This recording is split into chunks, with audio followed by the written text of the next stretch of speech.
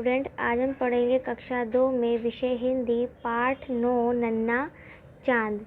गर्मियों की रात थी। साबिर और सना अपने अब्बू और अम्मी के साथ छत पर बैठे थे। आकाश में चांद निकला, गोल मटोल थाली जैसा।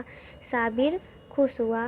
उसने सना से कहा, देखो चांद कैसा चमक रहा है, वह कौन रहता होगा। सना बोली, चांद पर ना तो हवा है ना पानी, वहाँ सांस भी नहीं ली जा सकती, इसलिए वहाँ कोई नहीं रहता। साबिर ने अम्मी से कहा, चांद के बारे में कुछ और बताइए ना। तो देखिए आगे हम देखते हैं। तो अम्मी बोली, चांद हमारी धरती के चारों ओर चक्कर लगाता है। धरती से कुछ लोग रॉकेट में बैठकर चांद पर गए।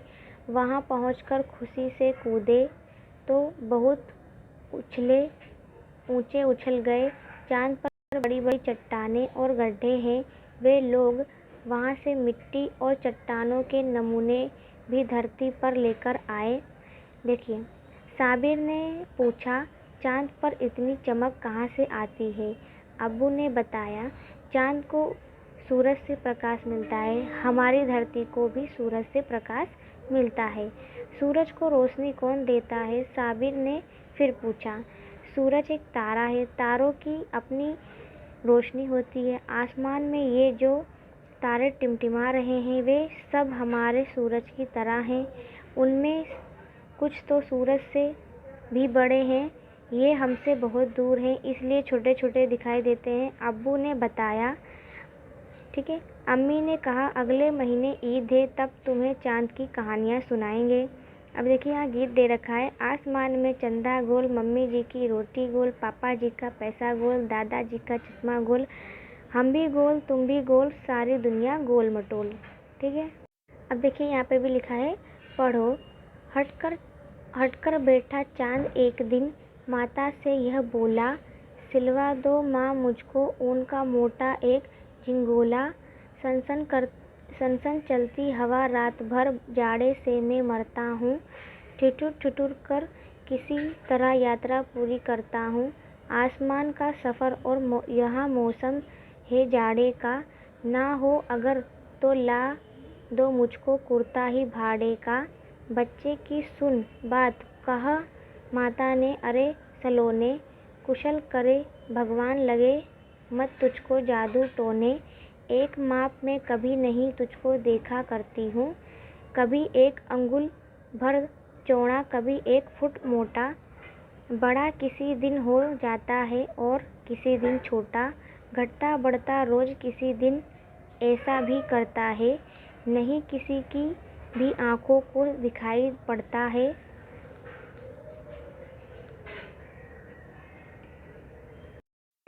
अब तू ही यह बता, नाव तेरा किस रोज लिवाए। सीधे एक झिंगोला जो हर रोज बदन में आए। यहाँ पर भी गीत दे रखा है। चंदा मामा आओ ना, मुन्ने को सुलाओ ना। आसमान में रहते हो तुम, देते प्यार सितारों को तुम।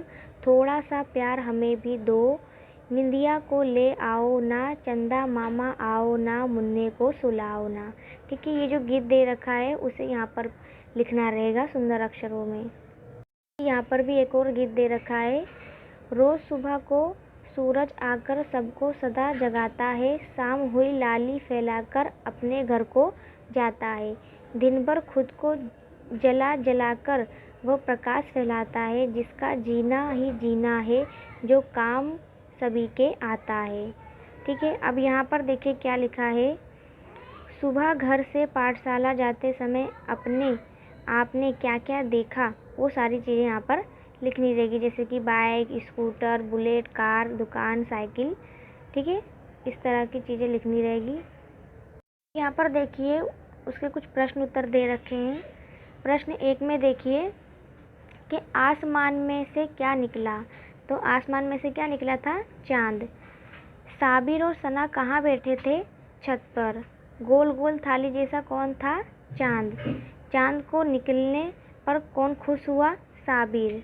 ठीक है। ये प्रश्न दे रखे हैं जिसके आंसर भी मैंने यहाँ पे लिख दिए हैं। इसे आपको अपनी कॉपी में लिखना रहेगा। तो देखिए क्वेश्चन नंबर 7 में नीचे दिए गए शब्दों के बहुवचन लिखिए। तारा तो तारे, चना तो चने। फिर आगे देखिए, लड़का तो लड़के, पैसा, महीना, छोटा, बड़ा, तो इस सभी के भी लिखने रहेंगे। इसी तरह से इसे भी लिखना रहेगा। क्वेश्चन नंबर 11 में देखिए, पाठ्य पुस्तक पेज नंबर 69 पर दी गई कविता के आधार पर नीचे दिए गए प्रश्नों के उत्तर लिखिए। ठीक है, पहला प्रश्न देखिए, रोज सुबह हम सबको कौन जगाता है? तो रोज सुबह हम सबको सूरज जगाता है। दूसरा देखिए, सूरज शाम को क्या फैलाकर घर जाता है? तो शाम हुई लाली फैलाकर जाता है। तीसरा देखिए, सूरज दिन भर क्या फैलाता है? तो खुद को जला जलाकर प्रकाश फैलाता है। चौथा नंबर पे देखिए, दिन भर खुद को कौन जलाता है? तो सूरज दिन भर खुद को जलाता है। पांचवा देखिए, कविता के अनुसार कौन सभी के पास काम आता है? कौन सभी के काम आता है? तो जिसका जीना ही जीना है, जो सभी के काम आता है। छठा देखिए, हमें प्रकाश और गर्मी कौन देता है? तो हमें प्रकाश और गर्मी सूरज देता है। इसे अपनी कॉपी में एक बार लिखना रहेगा।